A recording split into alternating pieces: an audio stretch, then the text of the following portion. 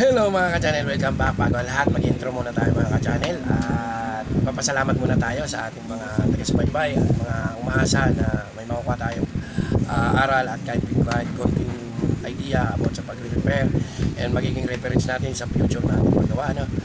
For today's video mga ka-channel ay meron naman tayo ditong bagong pasok na TCL TV. Yun, 48 inches mga ka-channel. Ito'y mainit-init pa at kapapasok lang. Sabay-sabay natin tuklasin at alamin kung ano ba ang naging cause na to o bakit nasira siya o bakit anong nangyari, bakit paparepair ni customer na. Pare-parehas natin di pa alam, sabay-sabay natin buksan mga ka-channel yan. Bago ang lahat mga ka-channel, isang pinagpalang araw muna sa ating lahat and God bless. Let's go, buksan na natin ng mga ka-channel.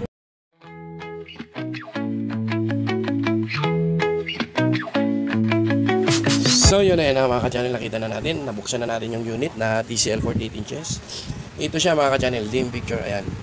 Halos wala na siyang ilaw. Isasara natin mga ka-channel yung ilaw. Yung ilaw natin, isasara natin para mas makita natin. Yun. Ayan siya mga ka-channel.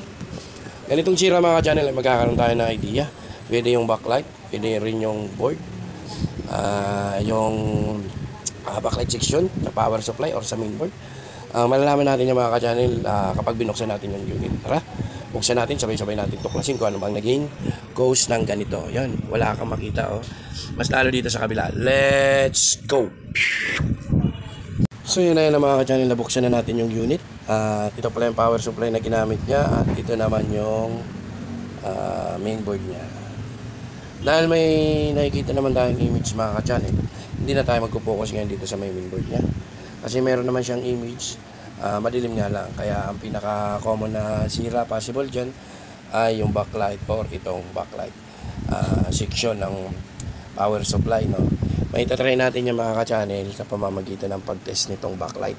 Gaya ng mga nakaraan nating video ay meron naman tayong pinakita doon kung paano pag-test ng backlight. So yun, ayun mga ka-channel, dito na lang natin i-pwesto itong camera natin. At kung ano natin gagawin dyan mga ka-channel ay i-test natin tong backlight, test natin tong backlight, then baka dito naman siya may IC niya or dito sa diode or dito sa mga capacitor, Ito kasi yung backlight backlight section. Ito naman ay papunta sa mainboard. Set aside na natin yung mainboard kasi sa ganitong sira ay may nakita tayong image. Sabi ko nga kanina, may image siya pero madilim, halos wala tayong makita Kaya dito tayo magpo-focus ngayon. Ito ay power supply at itong backlight. Una natin gagawin ay i-check natin yung backlight gamit ang backlight tester para mas madali. Yan. Ito na lang natin ilalagay at isasaksak natin ang backlight tester. Ayan, umilaw na siya. Ito pala backlight tester, LED TV backlight tester ay nagkukusa siyang adjust. Makikita mo dyan kung ilang voltahe ang ilaw. Yun. Tanggalin natin ito mga ka-channel kung pagkakasaksak ng backlight. Ito ay mayroong dito. Tingnan nyo na lang kung saan ang positive at saan yung negative at saka natin sundutin. Ako nakita ko na yung positive at negative kaya tutuloy na tayo dun sa pag-check ng backlight. Una dito tayo sa may negative at positive. Bali, 4 na linya ito mga ka-channel. 4 na linya kaya check natin 4 lahat. Ayan. Dapat magkakapareha sila ng voltahe. Ayan. Yun mga ka-channel, 53.8 yung isang connection. Dito naman tayo, lipat natin. Yan. 53.8. Ayan, umiilaw mga ka-channel kung may nakikita kayong butas. Ayan. Ayan, may ilaw siya. Ayan. Ito pala ito. At ito naman isa tayo. Ayan. Dito tayo sa isa. Positive, negative. Ayan. Meron din siyang 53. Ayan, dito sa may butas. Ayan, dito. 53.68 yan. 0.68 yan. Dito sa isa.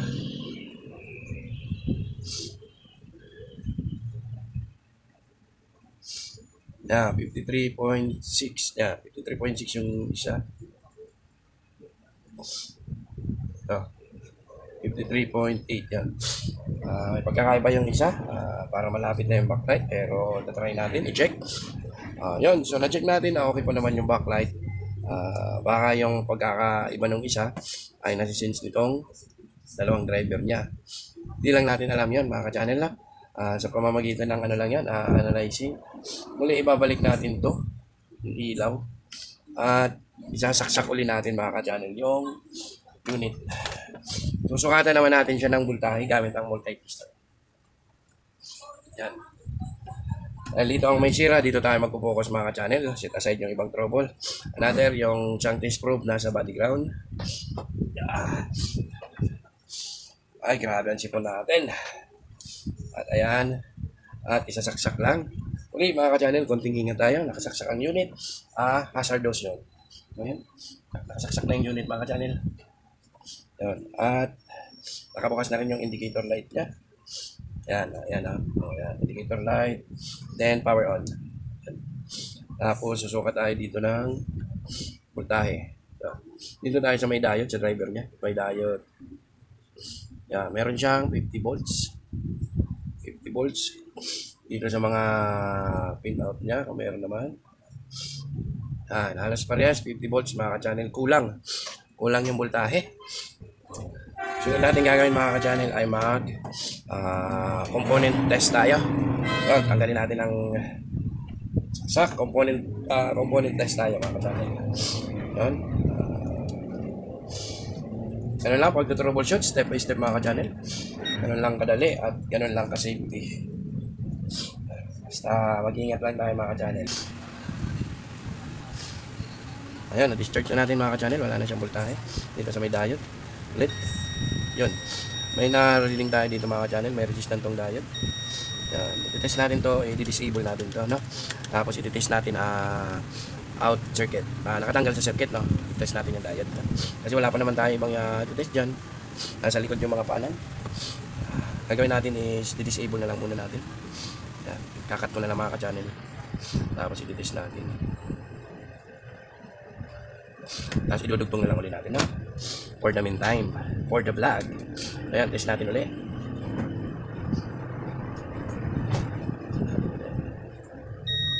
Yan, may resistance na siya mga ka-channel. May resistance na 5. Yan. Yung diode na to may resistance na, dapat wala. Dapat siya? Test natin sa diode test. Yan. Okay pa naman to. Pwede pang pagtsagaan. Yan. Yan. Naka-diode mode na siya. Yan, diode mode. Ayan, jump in na mga ka-channel. Saan nakikita niyo yung tester?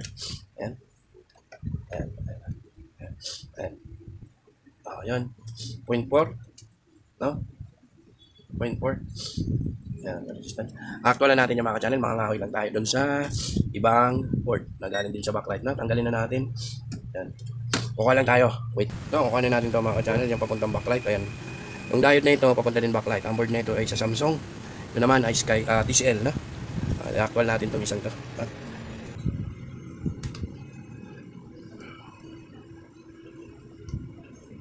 Sana gumana. Yan, ito mga ka-channel, sa mga hindi nakakalam, ang ipapalit natin ay may go hit siya dyan, ayan, kulay gray. At kung nakalimutan mo dito sa board, meron naman siya, ayan meron naman siyang itim. Ibig sabihin niya, doon yung may kulay, na?